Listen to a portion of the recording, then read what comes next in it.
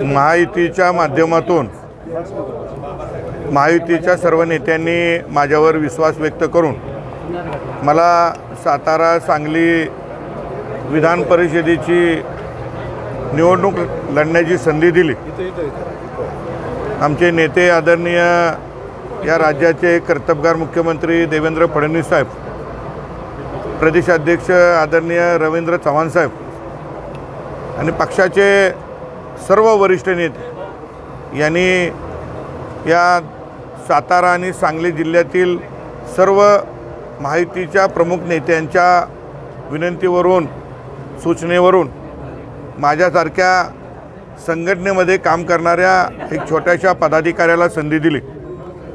ही संधी ही काम करण्याची संधी आहे आणि या माध्यमातून या ठिकाणी समाजातील तळागाळातील प्रश्न सोडवणे हेच या संधीचं सोनं केल्यासारखं होईल। आणि ज्या विश्वासानं नेत्यांनी माझ्यावरती जबाबदारी दिलेली आहे त्या विश्वासाला महायुतीच्या एकात्मतेला कुठेही तडा जाऊन देणार नाही असं काम यापुढं आमच्याकडनं होईल। सातारा जिल्हा परिषदेमध्ये सत्ता स्थापनेमध्ये जयभाऊंजवळ तुमची भूमिका महत्त्वाची होती, हे त्याचं फळ आहे का? त्या सगळ्या सत्ता स्थापनेमुळे दुखावलेली एकनाथ शिंदेची शिवसेना या निवडणुकीत तुमच्यासोबत राहील का? या निवडणुकीची निकाल निर्णय होण्यापूर्वी सर्व महायुतीतल्या नेत्यांना मी प्रत्यक्ष जाऊन भेटलो, त्यांना विनंती केलेली आहे की यदा कदाचित मला पक्षानं संधी दिली तर आपण त्यासाठी मदत करावी आणि सगळ्यांनी मला मदत करायचं निश्चित केलेलं आहे। तसा शब्द माझ्यासारख्या कार्यकर्त्याला दिला आहे। शिंदे सेनेचा एक अर्ज भरलेला आहे, तानाजी पाटील यांनी अर्ज काल मी काय त्याची माहिती घेतली। सांगली सातारा स्थानीय स्वराज्य संस्थांमधून विधान परिषदेवर जाण्याच्या उमेदवारीचा निर्णय होऊन महायुतीमध्ये भारतीय जनता पार्टीने ही जागा लढावी असा निर्णय झाल्यानंतर आमच्या पहिल्या राज्याची पार्लमेंटरी बोर्ड आणि केंद्राचं पार्लमेंटरी बोर्ड यांनी धैर्यशील कदम जे सातारा जिल्ह्याचे अध्यक्ष होते, दोनदा विधानसभा लढले, स्वतःचं साखर कारखाना आहे आणि खूप कार्यकर्त्यांचं मोहोळ ज्यांच्याबरोबर आहे, नेत्यांशी सगळ्यांची अतिशय आपुलकीचे संबंध आहेत, असे धैर्यशील कदमांची उमेदवारी नक्की झाली।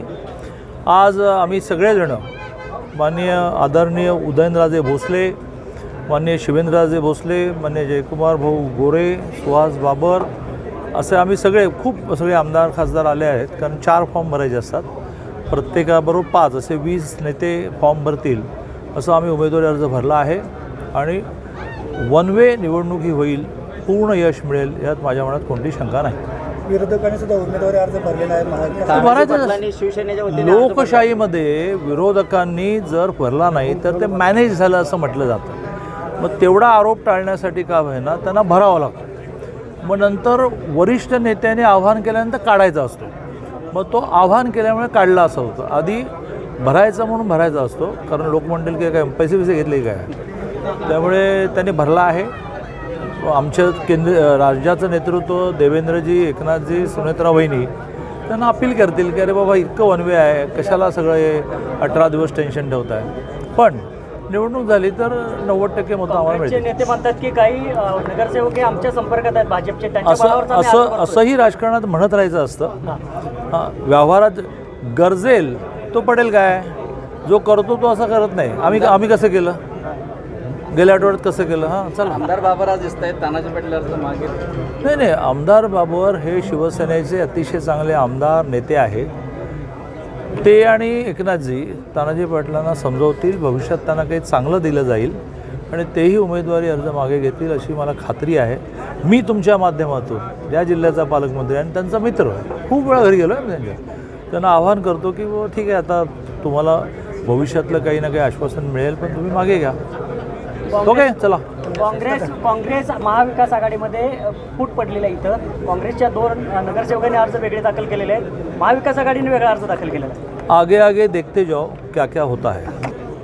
माझ्या लाडक्या भगिनी आहेत, त्या पण त्यांना लोकशाहीने दिलेला अधिकार आहे आणि आता जेव्हा राजकीय अस्तित्व शोधायला लागतं तेव्हा कुठंतरी आपलं अस्तित्व जिवंत ठेवायला कुणाबरोबर तरी बोलायला लागतं, बोलला तरच चर्चा होते। जर त्या बोलल्या नसत्या तर तुम्ही आता मला प्रश्न विचारला असता का? त्यामुळे राजकीय अस्तित्व आता ज्यांचं अख्ख्या जिल्ह्यातलं मताची संख्या 4 आहे 810 पैकी. आता शेवटी मीडियाच्या माध्यमातून तरी अस्तित्व जिवंत ठेवणं हे आवश्यक असतं. त्यामुळं कोण काय बोलतं याला अधिकचं महत्त्व देणं आवश्यक वाटत नाही मला.